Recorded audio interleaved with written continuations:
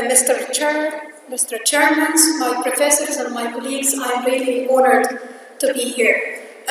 My talk today will be about the link between the conjugated linoleic acid, which is omega-6, with the non-alcoholic fatty liver disease, which is my specialty, and diabetes mellitus. Okay, this is a beautiful picture. This is for a female. It's looking like a royal one, an old one, but this is not the complete picture. This is the complete picture. This is the mother of Napoleon, and this is the crown. Okay, sometimes we see a picture and it's good, but not all the time it is the whole picture. In all the time we're mostly missing something. Okay? My agenda today will be, I will talk about conjugated linoleic fatty acid, what is non-alcoholic fatty liver disease and insulin resistance. In short, conjugated linoleic acid, or as we call CLA, and non-alcoholic fatty liver disease in Egypt, what we did the last 2 years, and what to take to be safe. Essential fatty acids are necessary for human health, but the body cannot make them. So you have to get them through food. Two main fatty acid essentials in diet are linoleic acid omega-6 and the alpha-linolenic acid, which is the omega-3. Both are polyunsaturated fat. They are bioactive lipid, serve as a functional food that are important in modulating metabolism and body weight.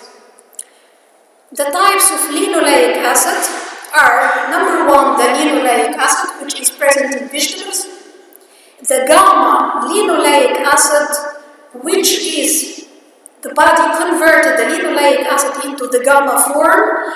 It is important now in the recent 2 years research in diabetic neuropathy. It is mostly present in the borage and the black currant seed oil. Unfortunately, they are not both present in Egypt. This is the black currant, and this is its capsules with high concentration, and this is the borage flour, which made from them the borage oil. Okay, another one of the metabolism of the gamma-linoleic acid is the arachidonic acid. Is formed in the body by the converting of the gamma-linoleic to the arachidonic, and our main topic is the conjugated linoleic acid. So, conjugated linoleic acid is not the linoleic acid, it's one of them. The biological activity of the conjugated linoleic acid was first discovered in the year 1987 by a team of researchers who showed that it could help fighting cancer in mice. Later, other researchers discovered that it could also reduce body fat level, and from here we start to research for this fatty acid. All you can see this picture, and I was conflicting first from 2 years when I started researching this topic. You see here the good effects and at the same time the bad effects. Its impact on body composition of fat, it is anti-inflammatory, anti-exergenic. At the same time, it increases milk fat deposition. It is anti-diabetic, and at the same time, it increases insulin resistance. It is irritating of the intestine, and at the same time, it is anti-carcinogenic. Increase oxidative stress and immunomodulation. So I stopped at this picture 2 years ago, and I'm making like this on my eye. Open it and close it. I see it right or not. I see it right or not. What it is anti-diabetic and what is increased insulin resistance. So there is something wrong here. Definitely my eye was wrong and my experience was wrong that time. And for sure they are not wrong when they put this picture under this research. So we must search for what the types of the CLA and who is the type making this bad effect and who is the type making good effect. We must see the whole picture and must search for it. There are 28 different forms of CLA, but two of the most important ones are something called C9 trans 11 and one called trans-11C12. The difference between the CLA forms is that the double bonds are arranged differently. Just for this? Yes, just for this. You can see here the arrangement of the double bonds. This is the double bond. The different arrangement means different forms of the conjugated linoleic acid. This is the two forms, the two important forms, which is the C9 trans-11 and the T10 trans-12. And in spite of this minuscule indifferent double bonds arrangement, it can make a lot of difference to our cells. CLA is a natural trans fatty acid. Trans fatty acid is two types: industrial trans fatty acids, which are harmful, and trans fatty acid natural in animal foods, and they insist again in animal foods, and they are not harmful. The main dietary source of CLA are animal foods, and not all the animals. There are the ruminant animals, which they are eating vegetables, like the cows, the goats, and the sheep. The total amount of CLA in these foods varies greatly depending on what the animal ate. It's meaning the cow fed on grass has 300 to 500 times higher in the beneficial form of CLA than who fed on grain. Okay, this is the picture, almost the different types of food containing the CLA. Look for the meat, and the highest concentration in lamb, each milligram of fat, and again not of meat, of fat, containing 5.8 of the beneficial conjugated linoleic acid. Coming after them, the beef, coming after them, the turkey. In relation to the milk, the butter is the highest concentration, the butter fat, the milk, and lowest concentration, again the lowest concentration is the sunflower oil. It is the lowest concentration of the beneficial conjugated linoleic acid, and the what's so-called safflower oil. And I searched for what the safflower oil is. This is a flower called safflower, and from it they come in the sunflower oils. Yes, they have a good concentration, 0.7 of conjugated linoleic acid, but for soy, this form of oil not only decreasing the low density lipoprotein cholesterol, it reduces the high density lipoprotein cholesterol. The other vegetable oil, like the corn oil and the olive oil, reduce the LDL, but no change in the HDL, but the sunflower reducing both. So there is a bad one.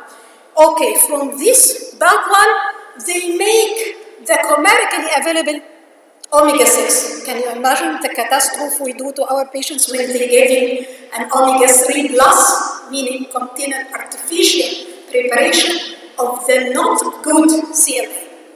It is important to keep in mind that the CLA you find in supplement is not derived from natural foods. It is made by chemically altering sunflower and sunflower oils. The linoleic acid in the oil turn it into CLA by a chemical process. Food are mostly cis9, trans-11, while the supplements are very high in trans-10, cis12, which is never found in large amount in nature, thanks God. So CLA taken in supplementation does not have the same health effect of CLA taken from food. What are the health benefits of the conjugated linoleic acid? It's combating diabetes and obesity. The conjugated linoleic acid converted to, as we said previously, to the gamma linoleic acid in the body. The deficiency of the gamma linoleic acid predisposes people to develop insulin resistance, and they now use the conjugated for the gamma linoleic acid in treatment of diabetic peripheral neuropathy. Gamma linoleic acid decreases the fat deposition in the body. Cardiovascular effect of conjugated is reduction of low-density cholesterol, reduction of triglycerides, and elevation of the good ones, the high-density lipoprotein. It is anti-inflammatory effects, activating the powerful PAPAR system, which is important to compete the insulin resistance and the fatty liver, and also it is potent anti-cancer, in rheumatoid arthritis, in atopic dermatitis, in multiple sclerosis, in osteoporosis. I think especially for the effect on the papar, we need in Egypt. This is work was done in my faculty, and I was the main responsible investigator. We published 5 years ago, and we discovered the polymorphism of the papar patient, of the papar in obese patients with non-alcoholic fatty liver disease. So the conjugated linoleic acid will be linked to us so much. This is our home, my second home. This is my faculty. This is Asra al-Aini, almost in 1836. Okay, non-alcoholic fatty liver disease and insulin resistance, and I put this photo the last time here on the last conference when I was talking about insulin-resistant diabetes. This means the chicken first or the egg first, fatty liver first or insulin resistance first. We as the hepatologist, I always said no, fatty liver first, and this is called insulin resistance. And I think I'm in the wrong place today, because all of you have a diabetologist, endocrinologist who said insulin resistant first, and this causing what we call the fatty liver. NASH may be present in up to 66% of individuals with morbid obesity and diabetes. And please, it is NASH. It is the pre-cirrhotic form, non-alcoholic steatohepatitis. But the NAFLD is present in all diabetic patients. 100% of the diabetic patients and the obese patients have NAFLD. Up to 85% of subjects with NAFLD compared to 30% in control are insulin resistant and have abnormal glucose metabolism. Okay. This is the picture, as we said, it's a vicious circle. Adipose tissue, fat in it, increased free fatty acid, tumor necrosis factor, the reduction of adiponectin causing insulin resistance, and insulin resistance also increasing the free fatty acid and the tumor necrosis with reducing the adiponectin. The same like the liver. When there is fat deposition in the liver, there is increase of the sterol regulator binding protein, the cannabinoid receptors, and the ghrelin. This cause insulin resistance. And when there is insulin resistance, again, they cause this condition to the liver. Okay, this is the non-alcoholic fatty liver disease. Must be genetically polymorphism, and this is in Egypt a lot. We work on and we published it, and a lot of Egyptian people has for psoriatic pain LA polymorphism. The presence of oxidative stress, the insulin resistance definitely, the adipose tissue with high fat content, the endoplasmic reticulum stress, free fatty acid excess, and the gut microbiota, all causing the presence of NASH. NAFLD as a component of the metabolic syndrome has often been identified with insulin resistance, but only limited studies have carried out actual measurements of insulin sensitivity among this group of individuals. For interpopulation comparisons, it is necessary to know normal value of HOMA-IR for each population. Also, HOMA insulin resistance has been widely used. There is hardly any contentious on the cutoff points classification of insulin resistance. In 2011, Iran, Tehran University, they published that on their paper. They found that the level of HOMA in non-diabetic 1.77, in non-diabetic with metabolic syndrome, it's come up to 3.88, and in diabetic it reached 4.33. Spain, with another configuration, they said that in non-diabetic we almost do the same, but in non-diabetic, metabolic only 2.05 with the difference a lot, and in diabetic only 3.64. What in Egypt? We worked it really in 2010 and 11, and we published it. In Egypt, we had a heroic insulin resistance in non-diabetic people. We reaching from 4 to 14 in non-diabetic, and I said again in non-diabetic, having a high insulin content and severe form of non-alcoholic fatty liver disease, and definitely the waist circumference with the abdominal fat was so high. Again, but 100 years later, this is our home in 1930. Conjugated linoleic acid, insulin resistance, and non-alcoholic fatty liver disease. Liver play an important role in energy homeostasis as it converts excessive dietary glucose into fatty acid, which is exported as triglycerides. liver is an important target for the CLA effects, irrespective of the physiological condition. There is the publication about these forms of conjugated linoleic acid and the function. Moderate dose of conjugated linoleic acid and again moderate dose of conjugated linoleic acid reduce fat gain, maintain insulin sensitivity without impairing inflammatory adipose tissue. They gave the mice equal amount of the two forms of the CLA, the C9 trans 11 and the trans 10 C12, 50-50. And they found that the use of moderate dose of the equimolar mix of the two CLA isomers reduces body fat content, improve plasma lipid profile, and maintain insulin sensitivity. And between practice,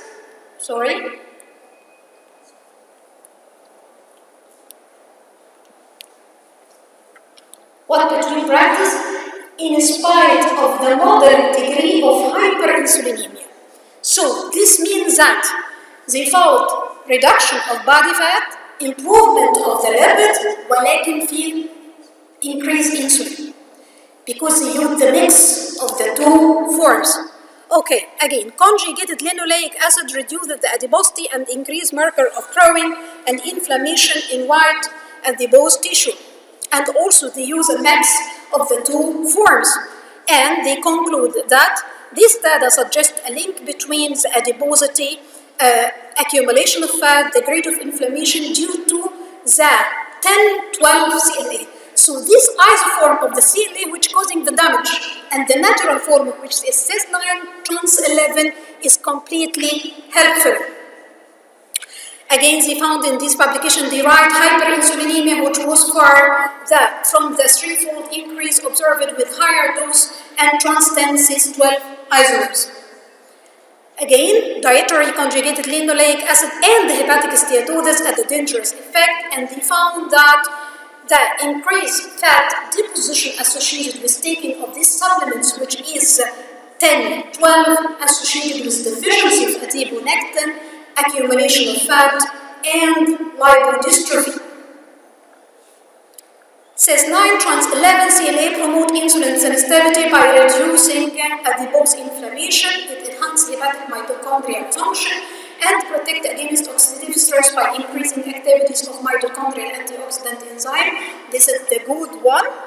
And what is the bad guy? Of the different CLA isomers, trans 10, cis12, CLA causes increased lipid accumulation leading to hepatic steatosis. Trans 10 cis12 causes severe lipodystrophy, reducing the level of leptin and adiponectin, which leads to hepatic steatosis. Reestablishing the level of leptin and adiponectin either through external supplementation in case of leptin or induction of the rosiglitazone to improve the adiponectin. And this is our working agent. We have deficiency of adiponectin in patients with NASH, so we are not in need at all of the supplement which is 10-12. It will be more harmful to us. The effect of CLA, first it was in animals, in rabbit, mouse, hamster, and greatly in human. They found the cis9 trans 11 causing increased HDL to LDL ratio. This is good, while the trans 10 cis12 decreased the HDL LDL ratio, which is the bad one. This is today. I will take one more minute, okay? In Faculty of Medicine, Cairo University, in our home, 2015 and 16, we had conducted a study on lean and obese diabetics patients. They also had different grades of non-alcoholic fatty liver disease. None of our patients or the healthy controls had history of taking any form of linoleic fatty acid supplementation, and we was insisted on this in order not to assess the bad one. What's meaning of good steatosis and bad steatosis that we published, that we can compare what we saw in the ultrasound with the degree of the biopsy. When we found mild steatosis by ultrasound, it always simple steatosis, and when we found severe steatosis by ultrasound, this sounds the presence of NASH. It's a pre-cirrhotic condition.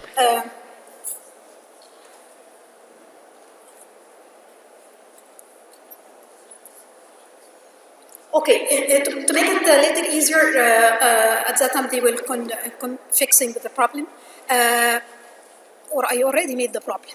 They are not fixing the problem. I already made the problem. Yes. Meaning steatosis, grading of steatosis in the liver, that sometimes when you do an ultrasonography, you found the report that the patient had a fatty liver, and you will say, all the patients have fatty liver, what to do? Fatty liver, it's grading. It might be just simple fat accumulation and not progressing to non-alcoholic steatohepatitis, or maybe rapidly progressing. Okay, this is a comparison to the biopsy. All our patients were controlled on oral hypoglycemic medication, all clinically and anthropometrically assessed. HOMA was calculated and CLA has been assessed. This is what we found. In the difference between the healthy, we measured on the healthy participants, normal BMI, we measured in a diabetic with a normal BMI, and we measured in a obese diabetic. Okay? CLA level was in normal. You see the difference? This is CLA level in normal people. This is CLA in diabetic with normal BMI, and this is CLA in diabetic obese. CLA in diabetic patient with NAFLD. When you go to more severe steatosis NASH, marked reduction of the CLA was discovered. And this is here, different form of steatosis of the liver. When the insulin resistance is low, there is normal or good amount of the CLA. When you go to severe form of steatosis with higher insulin resistance, you have marked reduction of the CLA, and this is the relation between the BMI and the presence of steatosis in the liver. CLA was significantly lower diabetic patient compared to healthy participants.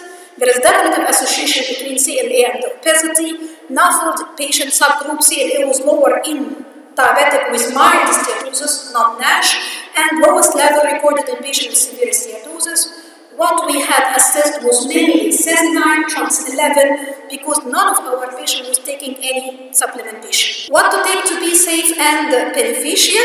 Again, this is the picture, but it is not close one. And this is the closing one.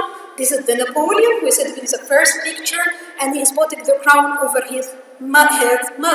So the details is important.